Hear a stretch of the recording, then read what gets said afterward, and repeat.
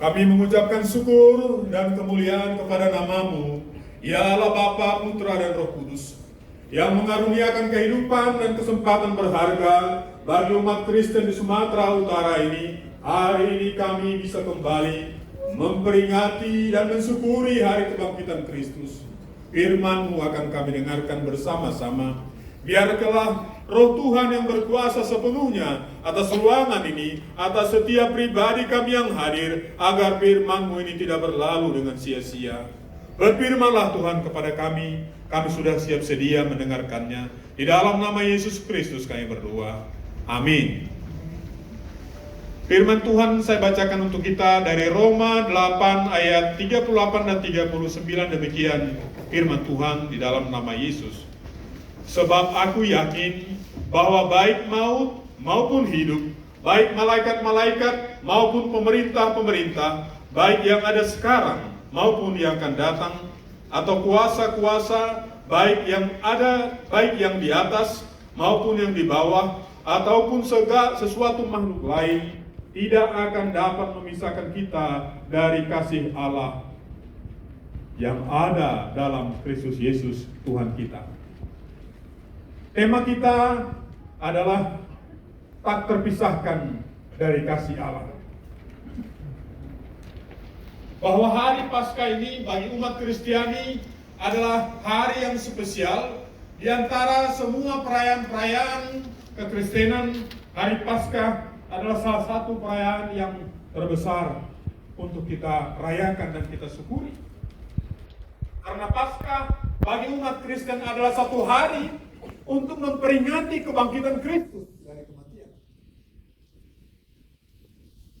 Dengan Paskah ini menjadi satu bukti bagi kita bahwa Tuhan Allah sungguh berkuasa atas maut. Maut, gimanakah senatmu? Dan musuh terakhir orang Kristen, musuh terakhir daripada Tuhan adalah maut. Dan musuh yang terakhir itu sudah dikalahkan melalui kebangkitan Kristus dari kematian. Kristus sungguh dapat dipercaya, perkataannya yang benar adanya, termasuk mengenai kebangkitannya dari antara orang mati. Bahwa dia adalah fakta sejarah yang hadir di bumi ini dalam perjalanan sejarah ciptaan Tuhan, bahwa dia mengajar hidup, mengalami kematian, dan bangkit kembali. Tidak ada di sana berita bohong. Walaupun ada orang-orang tertentu yang mencoba memanipulasi fakta itu. Ada yang mengatakan dia dicuri oleh murid-muridnya. Ada yang mengatakan digantikan oleh orang lain. Tuhan Allah adalah Maha Kuasa. Kemahakuasaannya itu dia buktikan bahwa dia akan menolong putranya yang kudus ketika masuk ke dunia orang mati. Di sana juga dia akan bekerja, memberitakan kabar baik, membuat gempar dunia orang mati pada waktu itu. Kehadirannya melalui peristiwa Paskah adalah bukti kasih Allah yang terbesar bagi umatnya, bagi manusia. Memang jemaat di Roma pada waktu itu mengalami tantangan yang begitu berat. Dalam perjalanan sejarah mungkin pada waktu itu negara superpower adalah Romawi pada zaman itu. Tentu kalau sekarang kita tahu beberapa negara superpower. Kerajaan superpower pada waktu itu adalah Roma. Umat Kristen di kota Roma juga mengalami penganiayaan, berbagai fakta-fakta penderitaan yang dialami oleh umat Tuhan di sana. Untuk itu Rasul Paulus menyampaikan apa yang menjadi bagian daripada pengalaman hidupnya ketika menjadi pengikut Kristus, ketika menjadi murid Tuhan. Keyakinan itu, berita keselamatan yang ada pada dia itu, berita pengampunan dosa sewaktu dia dipanggil di jalan ke Damsyik, jalan ke Damaskus itu. Tuhan menyatakan, akulah yang kau aniaya itu. Dari sana dia bertobat, kemudian dari sana dia menjadi salah satu rasul dalam perjalanan gereja pula-pula yang begitu terkenal. Apakah umat Kristen itu dimasukkan ke kandang binatang buas? Tapi dua tokoh yang terakhir ini kita ketahui bagaimana akhirnya, bahwa Rasul Paulus pun ditangkap dan diadili di Roma. Sampai meninggalnya dia di Roma. Tetapi sebelum dia juga menjadi saksi bahwa Rasul Petrus juga ditangkap dan dianiaya, dijatuhi hukuman mati dengan hukuman disalib. Pada waktu itu Rasul Petrus justru meminta, jangan salibkan aku seperti Tuhanku, salibkanlah aku terbalik. Jadi kepala Petrus ke bawah sewaktu dia dieksekusi. Mereka bisa yakin mempertahankan imannya menjadi murid Kristus yang setia, karena maut tidak akan bisa memisahkan para pengikut Tuhan di kota Roma sekalipun dari kasih Allah yang begitu besar. Keyakinan itu menjadi seperti satu kesaksian iman. Oleh karena engkau kami ada dalam bahaya maut sepanjang hari. Seperti maut itu berjalan mengejar mereka setiap hari. Kami telah dianggap sebagai domba-domba sembelihan. Oleh karena keyakinan itu, mereka tetap tinggal dalam kepercayaan menjadi pengikut Kristus. Kita tahu Bapak Ibu dan saudara-saudaraku, umat Kristiani yang ada saat ini mendengarkan firman Tuhan, semakin dibabat, semakin merambah. Penganiayaan, penderitaan, ketelanjangankah, penjarakah, dan berbagai bentuk kepahitan hidup yang mereka alami tidak membuat mereka untuk meninggalkan imannya kepada Yesus Kristus. Tak satu pun yang bisa memisahkan dari kasih Kristus, karena Kristus sendiri sudah mengalahkan maut. Ibu bapak dan saudara-saudara yang dikasihi oleh Tuhan kita Yesus Kristus, menjadi mengikut Kristus meneguhkan untuk tetap tinggal di dalam kasih Allah, karena dikatakan, aku seutuh-utuhnya yakin bahwa tidak ada satu pun di alam semesta ini yang bisa memisahkan kita dari kasih Allah di dalam Yesus Kristus.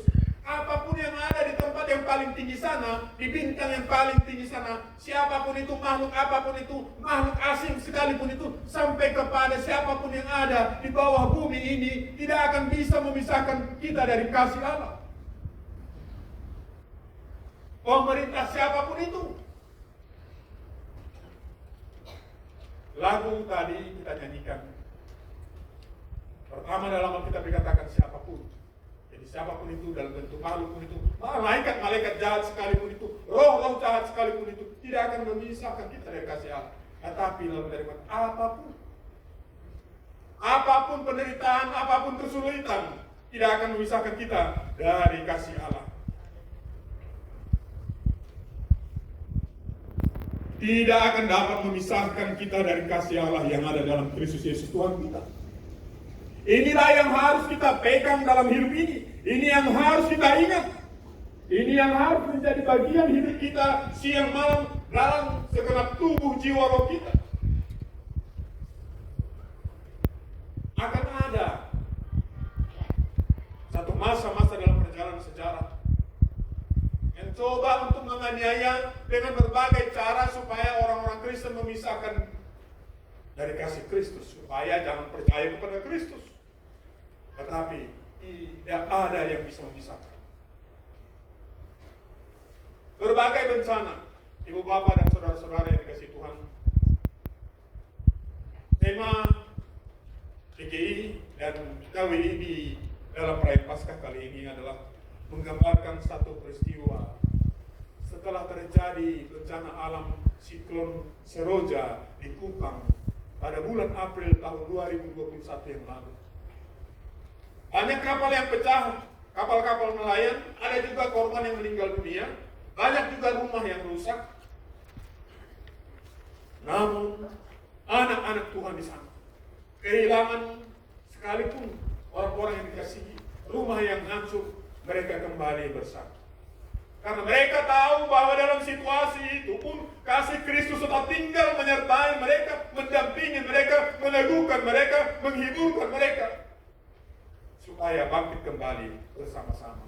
Maka ada ibu-ibu yang gotong royong, memasak nasi, bapak-bapak kembali membangun gereja, kembali membangun rumah tinggal, dan pekerjaan-pekerjaan lainnya dilaksanakan kembali oleh karena kasih yang daripada Tuhan tersebut. Keyakinan bahwa kasih Kristus yang tidak terpisah itu juga memampukan kita melewati pandemi COVID-19.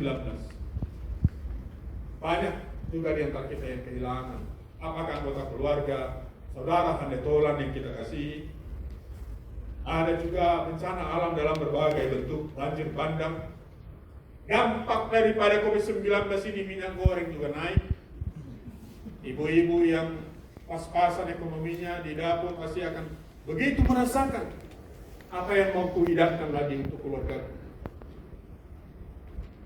Peperangan juga masih terjadi sekarang antara Rusia dan Ukraina. Namun itu tidak akan bisa memisahkan kita dari kasih Allah. Tetapi di antara semua ini juga, Bapak Ibu dan saudara-saudaraku yang dikasihi oleh Tuhan kita Yesus Kristus, ketika hari ini kita merayakan Paskah di negara yang nyaman ini, dalam kepemimpinan para pemimpin kita yang bisa menghadirkan kesejukan pada periode-periode terakhir ini, ada satu juga ancaman, godaan, ujian bagi kita yang harus kita tetap kuat di dalamnya dan tetap terpisah dari kasih Allah. Apa itu ujian itu? Bukan bencana alam, bukan sakit penyakit, bukan peperangan, bukan ditindas. Ujian lain yang menggoda kita adalah kesombongan. Kesombongan iman, kesombongan karena menikmati kenikmatan dunia saat ini, rasa nyaman yang ditawarkan dunia ini lebih berbahaya daripada bencana alam. Ini bisa lebih berbahaya daripada peperangan. Ini bisa lebih berbahaya daripada penindasan. Rasa nyaman bisa membuat kita tidak perlu lagi Tuhan.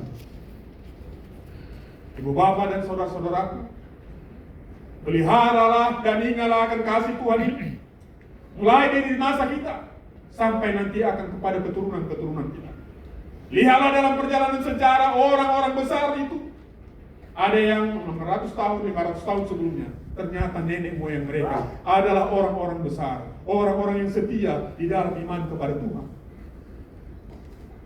Kita juga apabila memiliki kesempatan untuk memiliki iman ini, pertahankanlah itu, praktekkanlah itu, tinggallah di dalamnya, wariskanlah itu kepada keturunanmu, supaya kelak ada keturunan kita orang-orang hebat, pemimpin-pemimpin hebat, tokoh-tokoh hebat, mungkin 100 tahun lagi, mungkin 200 tahun lagi. Warisan iman yang berharga ini adalah sangat penting. Kita berada di dalam tembok-tembok gereja dan juga payung-payung organisasi gereja. Tetapi kita di sini berkumpul oleh karena satu iman kepada Kristus, oleh karena Tuhan yang sama. Gereja bukanlah gedungnya, gereja adalah orangnya. Di dalam Kristus kita disatukan. oikos monos, menjadi satu rumah rohani.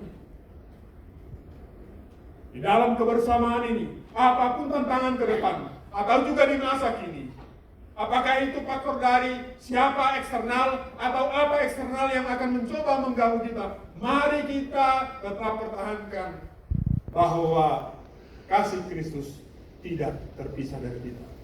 Kalau kita sudah tetap dalam iman ini, tetap tinggal di dalam kasih Tuhan ini menjadi satu peluang, menjadi satu kesempatan berharga bagi kita untuk membagikan buah-buah kasih kepada orang-orang lain.